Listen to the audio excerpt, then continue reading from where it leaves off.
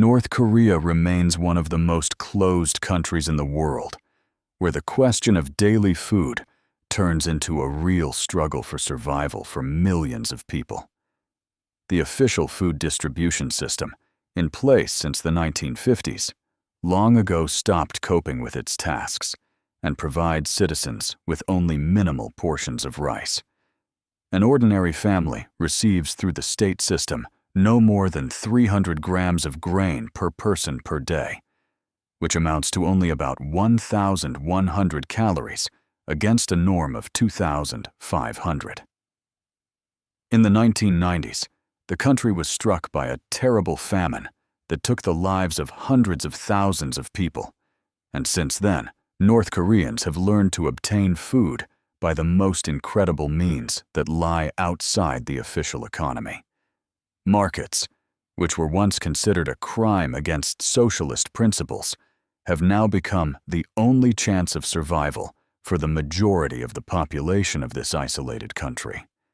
Women have become the main providers, trading at spontaneous bazaars, everything that can be sold or bartered, risking arrest for illegal commercial activity under the regime's standards.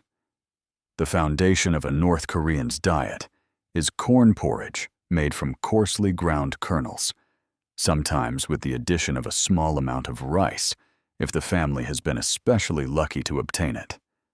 Rice is considered a luxury and appears on the tables of ordinary citizens only during major holidays such as the founder's birthday or the anniversary of the ruling party's founding. Most families eat soups made from wild herbs, leaves, and roots that women and children gather in the mountains, knowing every edible sprig in the area around their settlement. In spring, when winter reserves run out, the hardest time arrives, which people call the period of hungry months, when they must eat tree bark and wood shavings mixed with any available flour. Soybeans become a true treasure. They are boiled for whole days to somewhat soften their tough structure and make them safe to eat without damaging the stomach. Protein-rich food remains an unattainable dream for most North Koreans. Meat appears on the table of an average family no more than 2 or 3 times a year at major state holidays. Fish is available only to residents of coastal areas, but even there, the catch is strictly controlled by the authorities. Most of it is sent for export or to the capital to supply the party elite. Eggs are considered a delicacy and can be bought on the market, but the price is so high that an ordinary working family can afford them only once every few months, saving every one. Instead of animal protein, people have learned to use all kinds of insects, caterpillars and larvae, which are gathered in summer and dried for winter as an additional source of nutrients. Frogs and snakes are also eaten. They are caught near rice fields and in mountain streams, people not turning up their noses at anything that can provide calories to sustain life. Kitchen gardens near homes have become a vital source of sustenance. Every scrap of land is used to grow potatoes, cabbage, radishes, and other hardy vegetables that can grow in the harsh climate. Kimchi made from Chinese cabbage remains a mainstay of Korean cuisine. It is prepared in huge quantities in autumn so that it will last through the long winter from November through April, inclusive. Fermented vegetables provide the body with vitamins during the cold months, when fresh produce completely disappears from the diet, even on illegal markets in provincial towns. Potatoes are grown in mountainous areas where rice does not grow due to the cold climate and poor soil, and for many families, they become the staple food throughout the year. Dried vegetables, mushrooms, and seaweed are stored in every home. They are added to soups and porridges to at least slightly diversify the meager, monotonous daily menu. Cooking becomes an art of thrift and inventiveness, when from a minimal set of ingredients, one must create something edible and reasonably nutritious for the whole family. North Korean homemakers have learned to make soups from a herb called suk that grows everywhere in the mountains and has a bitter taste, but contains necessary micronutrients for the body. Acorns are turned into flour by first soaking them for several days in water to remove bitterness and tannins, then drying and grinding them in primitive hand mills.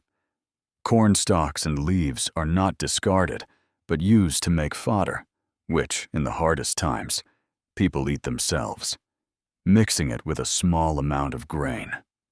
Soy sauce and the doenjang paste are produced in every family, according to old recipes passed down through generations. These products help to give flavor to bland porridge and soups. Salt is obtained by evaporating seawater or bought on the market. It becomes an important preservative for storing vegetables and the only spice available to ordinary people in the country.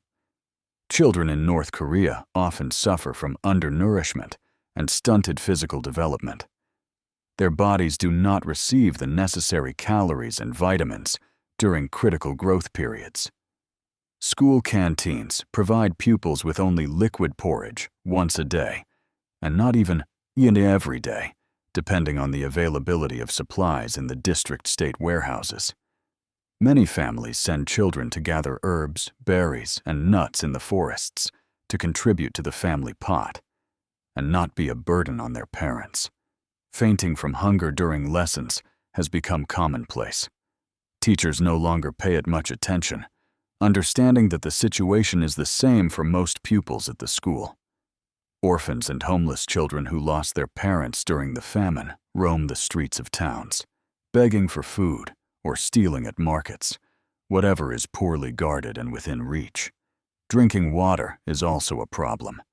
Centralized water supply works intermittently, and people take water from rivers and wells that are not always clean or safe for human health. Boiling water requires fuel, which is also scarce. So many drink untreated water, risking intestinal infections and other dangerous diseases linked to contaminated sources. Tea is made from dried corn leaves or wild herbs. Real tea leaves are accessible only to privileged members of society and high-ranking party officials in capital institutions. Alcohol is home brewed from corn or potatoes. This moonshine helps to forget hunger and the hard life for a few hours in the evening after work. Vitamin deficiency leads to various diseases, including scurvy and pellagra. But medicines and vitamins are virtually unavailable in rural areas and in provincial hospitals deprived of supplies.